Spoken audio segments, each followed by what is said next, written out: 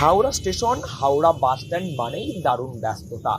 সকাল থেকে রাত পর্যন্ত মানুষের ব্যস্ততার ছবি এখানে। মানুষের এই ব্যস্ততার সুযোগ নিয়ে থাকে অনেকেই। চুরি ছিনতাইয়ের মতো বহু ঘটনা প্রায় প্রতিদিন।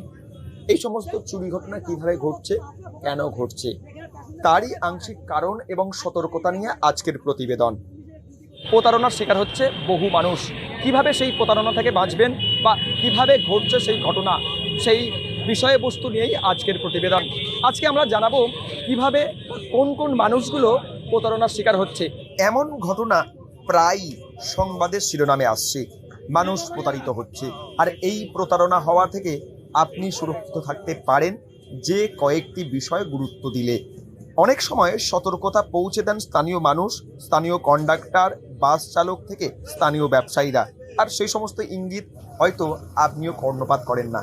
কর্ণপাত করলে হয়তো আপনিও এমন প্রতারণা হওয়ার হাত থেকে রক্ষা পেতে পারতেন। আমি জিজ্ঞেস করলাম কি হলো বলতে আমার ফোন নিয়ে পালিয়ে গেছে। আমরা যা তা আমরা একটু দৌড়লাম ধরার জন্য, কিন্তু সে কি আর পাওয়া যায়? বলবেন না, এখানে প্যাসেঞ্জার অনেক অসাবধানতা আছে। কারণ প্যাসেঞ্জার আমরা সাবধান করে দিই, যখন গাড়ি যখন ফুল লোড হয়ে যাচ্ছে না, সিটিং হচ্ছে, ফুল যখন লোড হচ্ছে, যখন প্যাসেঞ্জারকে বলছি দাদা আপনি ভেতরে যান, প্যাসেঞ্জার হচ্ছে ঘাট টেনা পুরো গেটে দাঁড়িয়ে থাকে ইচ্ছা করে। এবার গেট যদি দাঁড়িয়ে থাকে তাকে আমরা সাবধান করছি, দাদা এখানে কিন্তু পকেট মার থাকে, তাদেরকে সাবধান করছি। সাবধান করার পর সে শুনছে না। এবার যে আপনি বলছেন না কেরম বয়সী, সব বয়সী আছে, ইয়াং ছেলে মেয়ে আছে, মানে বেশি বয়স্ক লোক আছে, বয়স্ক মহিলাও আছে। তাদেরকে আমরা সাবধান করে দেওয়ার পরও তো আর কথা শুনছে না, গেট থেকে জাম করে রেখে দিচ্ছে।